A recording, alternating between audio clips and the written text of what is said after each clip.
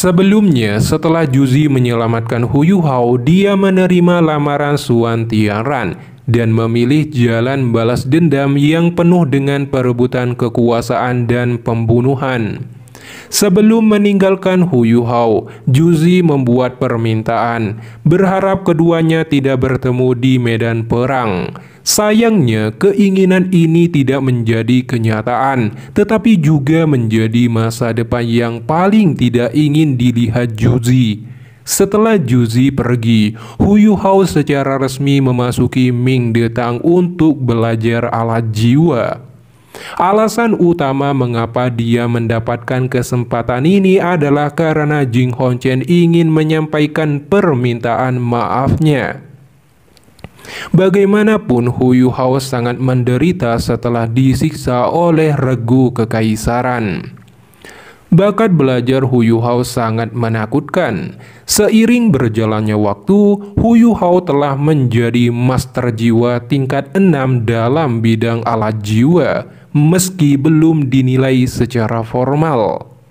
Namun di suatu hari, Hu Yuhao terus belajar di Ming Detang seperti biasanya. Dia menemukan bom atom dan terjadilah ledakan besar, dan dari bawah tanah sekelompok elit pria berbaju hitam muncul ke permukaan. Untuk menyelamatkan nyawanya, Hu Yuhao bersembunyi di bawah reruntuhan untuk mengamati situasi. Hu Yuhao segera menyadari mereka ternyata adalah sakte tubuh dan dipimpin langsung oleh sang racun Dubusu. Dia di level 98 judul Doluo, memiliki cincin jiwa 300.000 tahun. Pada saat ini dia melepaskan kekuatan racunnya. Para murid Ming Detang langsung keracunan dan jatuh satu persatu. Untuk menghentikan kematian akibat racun, Jing Hongqian memimpin pasukan datang di saat kritis. Jing Hongqian berkata, "Dubusu, beraninya kau ingin mengincar benda itu." Kekuatan Jing Hongqian hanya level 93, jelas bukanlah lawan Dubusu. Tapi orang ini masih memiliki banyak alat jiwa tingkat 9 di tangannya. Oleh karena itu, begitu mereka berdua bertemu, mereka langsung memulai pertarungan sengit. Dalam pertarungan itu, Dubusu melepaskan racun mematikannya dan Jing Hongqian langsung mengaktifkan berbagai serangan alat jiwa tingkat 9 sebagai dukungan. Benar saja, dengan mengandalkan alat jiwa tingkat 9, setelah beberapa ronde pertarungan, Jing Hongqian tidak dikalahkan oleh Dubusu. Namun faktanya Dubusu hanya berusaha menahan Jing Hongqian karena saat ini anggota sakti tubuh telah berhasil menyelinap masuk ke platform Dewa Ming Detang untuk mendapatkan embrio monster jiwa berusia 100.000 tahun. Adalah target sebenarnya dari sakti tubuh. Ini juga merupakan tujuan mendasar dari invasi sakti tubuh ke Ming Detang. Embrio itu akan diserap oleh Dubusu untuk meningkatkan kekuatannya. Faktanya, Mimin telah menjelaskan tentang embrio itu di spoiler sebelumnya, yang dimana embrio itu adalah embrio monster jiwa berusia 700.000 tahun. Dan dia itu putri salju, guys, menepati peringkat ketiga dalam 10 binatang jiwa teratas. Untuk menghindari dampak pertarungan antara keduanya, Hu Yuhao menyelam jauh di bawah tanah menggunakan tulang cakar teror emas. Selama periode ini, Hu Yuhao telah memikirkan mengapa Dubusu secara pribadi menyerang Ming Detang. Ini berarti pasti ada sesuatu yang diinginkan di Ming Detang. Hu Yuhao kemudian melihat jalan lain dan memasuki ruang rahasia Ming Detang. Sesampainya di sana, Hu Yuhao menemukan penemuan mengejutkan. Dia melihat subjek penelitian nomor 1 Ming Detang, yaitu robot raksasa yang terdapat ratusan formasi sihir di sana. Kemunculan robot itu membuat Hu Yuhao sangat panik dan berambisi untuk menelitinya. Selain itu, Hu Yuhao juga menemukan harta karun super yang ternyata merupakan alat penyimpanan pemandu jiwa berukuran besar yang dapat digunakan untuk mencuri beberapa alat jiwa. Begitu alat penyimpanan itu diaktifkan oleh Hu Yuhao, robot raksasa langsung tersedot ke dalamnya. Hu Yuhao sungguh tidak menyangka akan memanen dua harta yang luar biasa di sini. Di sisi lain, seorang judul Doluo dari Sakte Tubuh telah berhasil mengambil embrio tersebut dan bersiap untuk mundur. Tetapi mereka kebetulan bertemu dengan Hu Yuhao saat ini.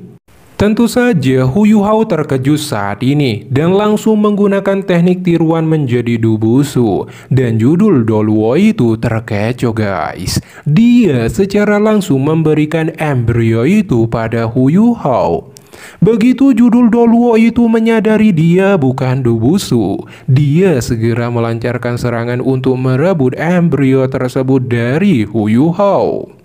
Hu Yuhao menggunakan embrio itu sebagai tameng saat serangan itu akan segera mengenai dirinya, yang membuat judul Doluo itu menarik kembali serangannya.